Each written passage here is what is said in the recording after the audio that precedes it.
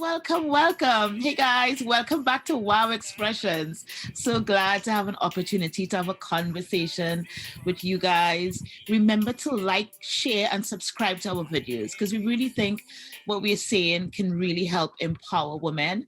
Also, hit the notification bell so you will never miss when we do an upload. All right, so let's have a conversation. Forced us to think of a number of things, how we do things, how we plan our lives, and how we move forward. One of the areas that I find we need to focus on is preparing ourselves, our families for emergencies. Because let's face it, emergencies do happen. In the midst of going about your business, something happens, it changes your entire life. It may be as simple as a fall. It may be as simple as a flood in your area. And we as people need to always be prepared for what is going to happen. Now, sometimes it sounds a bit like, how do I prepare for an emergency? Or what is an emergency, first of all? Say again? I know, because people have this sort of kind of default system that bad things happen to other people, right? Yes. It never happens to them. So it's like they don't need to prepare for anything, other than just the norm. So I think this exactly. This Which we know that's a myth. Yeah. The thing is, in my life, I've always been, one of my nicknames was Plan B. I always seem prepared, always having a plan in case in case my life, what I'm doing at the moment, doesn't work out. It may not be the best, but you just always must have some kind of financial plan. It's really hard. You know when people say you must have savings for 6 months in the event you sometimes it's so hard, like for single mothers especially, who they're living paycheck to paycheck. But if you just put aside like $100 you every month or whatever, you don't know where that is going to take you. But I will say I've been a single mother at different times, and it's hard to put aside money when you're living paycheck to paycheck. Right. It's hard, and Nadine, and I agree. I will imagine it will be hard, but the reality is, as a single mother, bearing in mind that you're responsible for your children, it's much better to make a sacrifice in one little area. It doesn't have to be much. If every time you draw a salary, you put aside as much as $50, it might even be $100. You put aside $50. If you're being paid weekly or monthly, whatever, you put aside $50. When you get a little lump sum of money that is unexpected, you put aside a little more. Eventually, it builds up. And if something were to happen, it may not be able to take you for a long period of time, but it will take you somewhere where you can get some sort of assistance in terms of being a little prepared. I think the issue is not the actual habit of putting away the $10.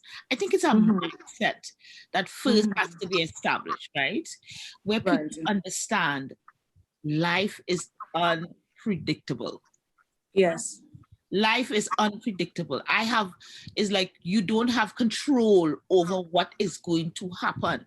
But one thing that is guaranteed to happen is these unexpected things, which can be called disasters or anything like that. That is a guarantee. So once you understand that, right? And part of being an adult, right? Yes. Making preparations for the things that you kind of don't have control over, right? But Delia, this pandemic was the unexpected thing for so many people. Even like people who were living paycheck to paycheck, they lost their job. Like in Trinidad, we always experience the tail end of everything.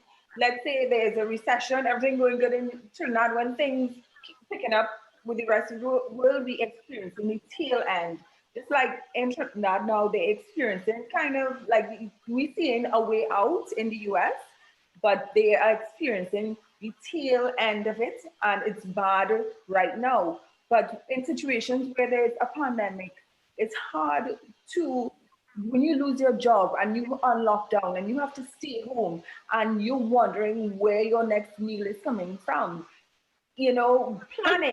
But that's the whole thing, Nadine. Nobody expects you to save or be prepared at that point in time. But I think the first thing you do before you even put aside $1 is to have that mental and emotional mindset. Yes, right. You grow in children from the time they're small. I think so. Because, for example, my two daughters, one, sometimes it just comes by their nature, their personality. One, she says all the time, and the other one, the hurricane. But you have to talk to children all the time. Put aside something in the event of emergency. Make plans for your future. Set goals. Another area of emergency we need to look at also, let's take, for example, natural disaster. We live in the tropics, so we have basically two weather patterns. We have the rainy seasons and we have the dry season. And in the rainy season, we can experience tremendous flooding. We can experience earthquake. We had one in my lifetime. We had one really bad earthquake and we were all traumatized. But in North America and other countries, they have so many different patterns, weather patterns that is. One of the things we always need to be mindful of, I always think what we need to do is establish an emergency kit. An emergency kit, not just first aid items, but have a kit with a change of clothes or two changes of clothes, canned foods, different water stored, and that could, I always say an emergency kit or that sort of a package should be in your car. So if you have to leave your home unexpectedly, just like a mother expecting a child, there's a bag packed to go to the hospital. Similarly, if we have a bag packed to get us through a particular time, something happens, we rush, we know where we're going. Every family member needs to be informed. If this should happen, this is where we go. Yeah. If it's my Auntie Jane's house or my best friend Susie's house, this is what happens. Everyone must have Auntie Susie's number. Everyone must know where Auntie Susie lives. And the thing is, we know when something happens, we get there and then we call each other. Mm-hmm. I mean, I think about it, you may not even have access to phone lines because one of the first things that usually goes awry is the phone. Maybe phones, yes. People trying to talk, the cell, the overload and that kind of thing. So establishing plan A, if something happened like a natural disaster, we're going to be at A. But if A is in the natural disaster zone, you should also have a B. You know, we can't do A, we can't do B. So basically always thinking that this thing could happen. And I know they say when a natural disaster happens, people will be like, oh, the state will come and will get help.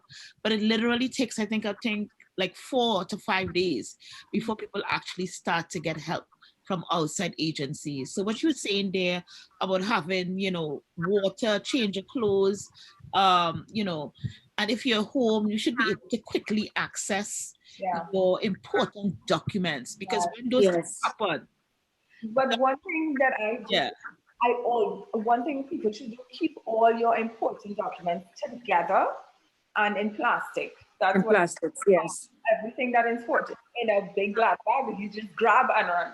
Because let me tell you, one of the hardest things to do is to re-establish your identity if you have lost all the things that say you are who you are. Like, I am me. And they're like, no, I need proof. Saying you are who you are is not enough. You need actual paper proof. You're an immigrant, Delia, especially when you're an immigrant living somewhere else and people may question your right. And also, this is why also make copies of stuff. Email copies of stuff if you have to re-establish your identity, if you lose papers that indicate who you are. That is one of the most critical things when these kind of natural, sudden weather-related disasters. And again, we're living in a time of climate change. Yes. The probability of any one of us looking at this being impacted by weather is pretty high. So that just should be like a basic for every single one. Sharon. Another thing we should have also in an emergency, sometimes we have a bank card, but you can't even get to the bank. So a good habit would be to keep small amount of cash in that emergency package and in small notes. You don't need thousands of dollars. Well, based on your family size, you may need a particular amount of money, but always have small notes, not necessarily $100 bills, but maybe some 5s, some singles, some 20s, just in case you need to pick up something important. And in terms of water, I recommend at least 4 a gallon of water per person, per family member, per day. Yeah. If it's possible. And a good habit to have also, Delia, is let's say you do like it should be small bottled water. But if you buy that water right in your house, it's good to have it like this is where you have your emergency canned food, what have you. but it's good to ever so often bring it forward and put, when you buy new stuff, Like you rotate, yeah, rotate so it it. doesn't have time to expire on you and that Right, type of thing. right. You know, it's a good habit. And also a flashlight, because you never could tell when you need, you know, a first aid kit, a flashlight, batteries, if it's possible to have a little radio. So what is so salient about this is, as women, right?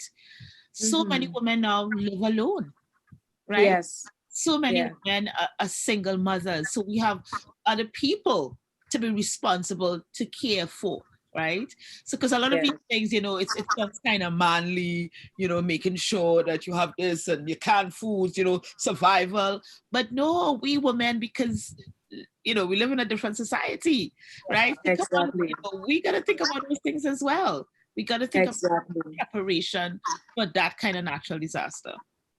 Yeah. Another area we want to look at, we think of a natural disaster, but we seldom think of something happening to us as the primary caregiver of our children. Yeah. Should something happen to the primary caregiver, and as you said, Delia, a lot of homes are single mothers. How do you plan with your children in the event something should happen to you? How do you move forward as a family? Unless something happens, I'm not talking about becoming dying. I'm just thinking about you were to be in an accident. Correct. You can't work for 6 months. Or yes. How does the family plan for something like that?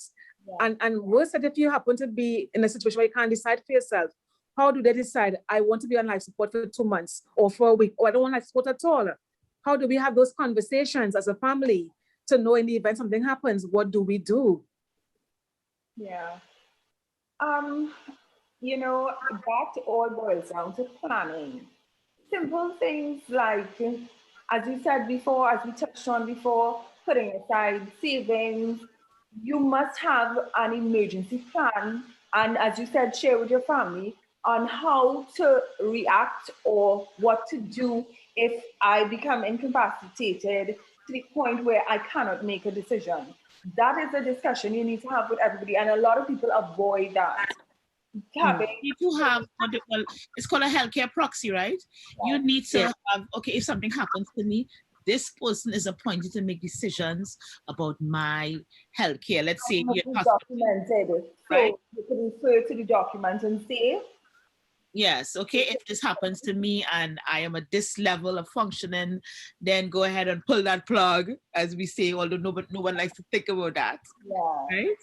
Yeah. Also, when I die, I know I want to get cremated and my ashes sprinkled by the savannah, so I don't miss a carnival. Everybody know I say that all the time. Is that and Nadine also on top of your head?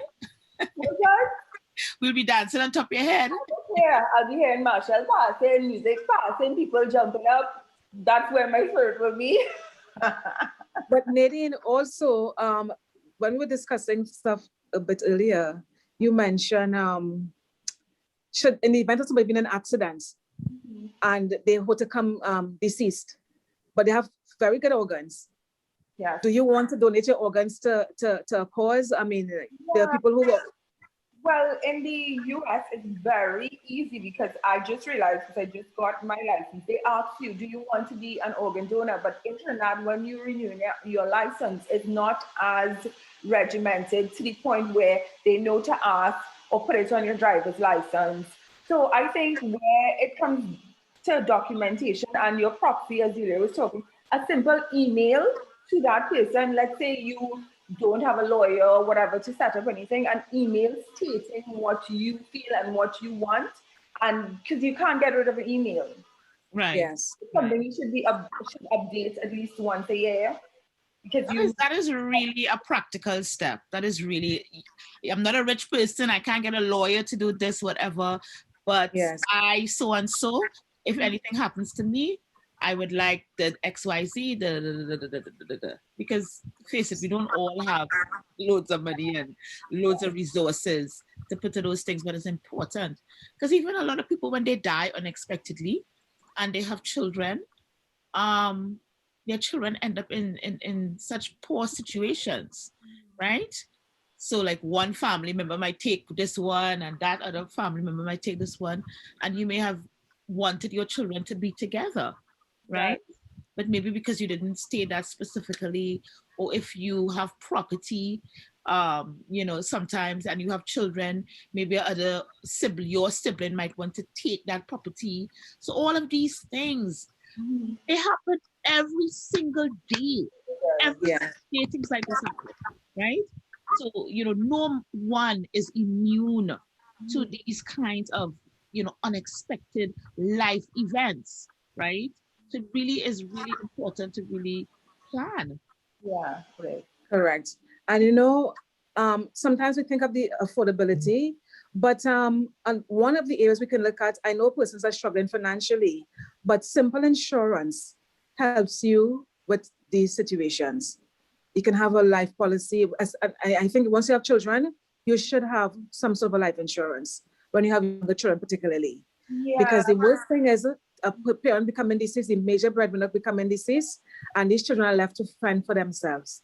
but Sharon, It's talking based on, let's say, somebody who's probably middle class or who's working on consecutively, somebody who's educated, but what about the person who's grassroots, who working in somebody's house or who's a vendor?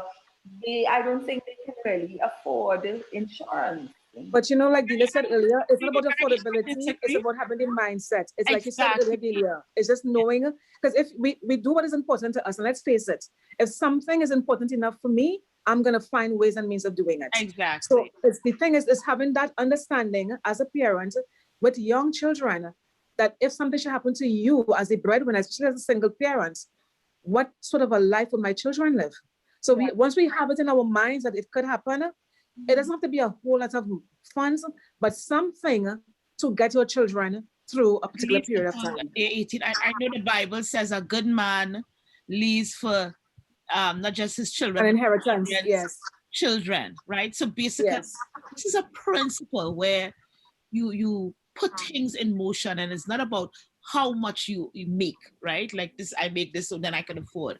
No, if you understand that life is unpredictable, and if I put $10 out, as you're saying, Sharon, if you put aside $10 a week, let's say get paid weekly, $10 a week, $20 a week. Sometimes you go, It yeah, adds up.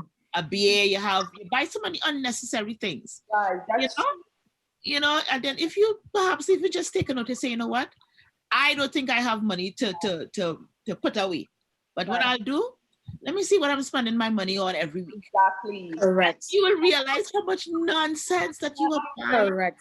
But I we do know. have financial training and planning. That is not something that, as a society, as a culture, that we put emphasis on. I actually saw something that people who hired, I mean, and this is like, I guess, people with more income and more resources, hired a financial investor, to help them plan for retirement, end up retiring with like 5 times more than people who made the same amount of money and didn't do that, right? Wow, There's interesting. a methodology, there's a way, but oftentimes people who look like us, right, are not exposed to that kind of thing, right? And we feel, no, that's not for us. That's for people with a lot of money. No, just a little that you have, and you can make Yeah. plans and you can put things in motion. That when the unexpected, like COVID-19, who Yeah. the hell expected that people would be out of work for so long? Yeah. Yes, Who? none of us expected this. I remember when And this is why it's so important for us to have these conversations. Our role as a group of ladies is not just to come here every so often and just talk, but it's to help us as women to think as homeowners, as providers for families, help us to think of what could happen and to be prepared in moving forward, whether it's in family issues, whether it's whatever the situation is. Our intention is to bring it to your mind that you need to be prepared for everything and anything in life. Just piggybacking on that whole mental state, right? I think people, because I think this is a theme we go back to often in our conversations, right? Before anything manifests in your life, there has to be a certain self-awareness, right? How are you showing up, in a particular incident, or how are you feeling about certain things? So some of us have real warped relationships with money, right? And how we spend our money and those kind of things. So this is it. It may seem like if it's just a simple topic, right? But it also is a indication of our values, right? Because what we value, we tend to put money and emphasis on. And sometimes we have to reevaluate, right? What is important to us. Because we say our children are like the most precious things for us, right? But we find it hard to put things in place where they can be okay if things happen. We find it too difficult to just put 4 gallons of water, a can, and some maybe $1,000 in cash stash away, right, in case something happens, right? And that really speaks to our values in terms of protecting what we care and what we love, right? I just wanted to add that. So yeah, so thank you so much for having a conversation with us, and we really hope that you guys really, it as Sharon said, stimulates you guys to think, about the unexpected events in life and what little you can do to sort of, just kind of help deal with them when they come along. So we'll Yeah. see you guys next time. Remember to like, share, and subscribe, and we'll talk to you later. Bye.